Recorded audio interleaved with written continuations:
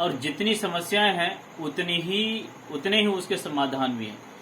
लेकिन बात यह है कि उस समाधान को आप किस दृष्टिकोण से हल करते हैं।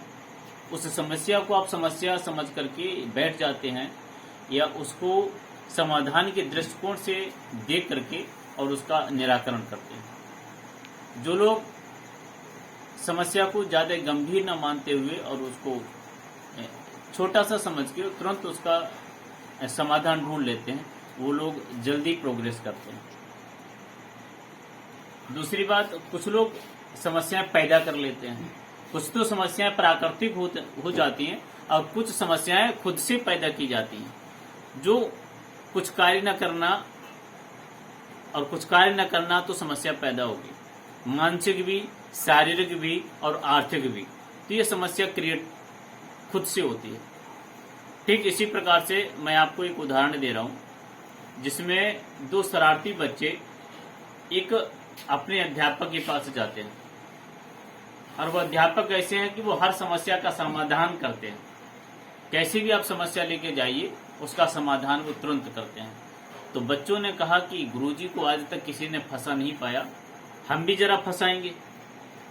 उन्होंने एक छोटी सी चिड़िया अपने हाथ में पकड़ी और चिड़िया को हाथ में पकड़ने के बाद चिड़िया जीवित रखी।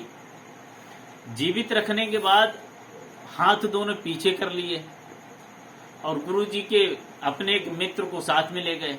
बोले कि आज गुरुजी से पूछना है कि बताओ गुरुजी हमारे हाथ में क्या है। तो गुरुजी बताएंगे कि तुम्हारे हाथ में चिड़िया है। कि अगर गुरुजी ने सही बता दिया फिर क्या करोगे, तो बोलेंगे हम हार मान जाएंगे। उसने कहा नहीं, अभी हार नहीं मानेंगे। फिर हम गुरुजी से ये पूछेंगे कि ये बताओ चिड़िया जीवित है या मरी हुई है।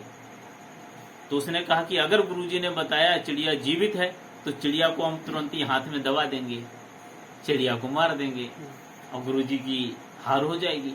अब अगर गुरुजी ने बताया कि चिड़िया मरी हुई है तो चिड़िया तो हम जीवित पकड़े ही हैं, तो जिंदा चिड़िया दिखा देंगे, आज गुरुजी को हरा देंगे। वे दोनों ऐसी योजना बना करके गुरुजी के पास गए। उन्होंने जाके गुरुजी से कहा कि गुरुजी कि हमारी एक समस्या है, अगर उसका आप समाधान कर दो तो आप जो बात कहेंगे हम वही मानेंगे। तो गुरुजी बोले बताइए। तो उसने दोनों हाथ किए, बोला कि गुरुजी हमारे हाथ में कुछ है और आप बताइए कि हमारे हाथ में क्या है। तो गुरुजी ने दिमाग लगाया, बोले बच्चे शरारती हैं, कुछ न कुछ तो आइटम होगा उनके पास। तो गुरुजी ने भी अपनी तीव्र बुद्धि का परिचय देते हुए जवाब दिया कि आपके दाहिने हाथ में चिड़िया है। अब इतना जैसे चिड़िया शब्द सुना तो दोनों के चेहरे पीले पड़ गए। जब चेहरे पीले पड़ गए तो अब उनको कुछ समझ में ही नहीं आया कि अब हम क्या करें, क्योंकि पहला उत्तर दे दिया। तो उन्होंने कहा गुरुजी हाँ बात सही है, लेकिन आप ये बताओ चिड़िया तो है लेकिन जिंदा है कि मरी है। तो गुरुजी समझ गए कि अब ये हमको फंसाएंगे। तो गुरुजी ने कहा कि बेटा ये चिड़िया के रूप में समस्या है, इसका हल भी तुम्हारे पास है और समस्या भी तुम्हारे पास है, जो समझो तुम अपना कर लो। मतलब कहने का ये कि उन्होंने बता दिया कि अगर मैंने बताया चिड़िया जीवित है तो तुम चिड़िया को मार दोगे, जिससे समस्या पैदा हो जाएगी। अगर मैंने बताया चिड़िया मरी हुई है तो तुम दूसरी समस्या हमारे सामने प्रकट करोगे, ये तो जीवित है। तो दोनों ऑप्शन तुम्हारे पास है, समस्या भी है और समाधान भी है।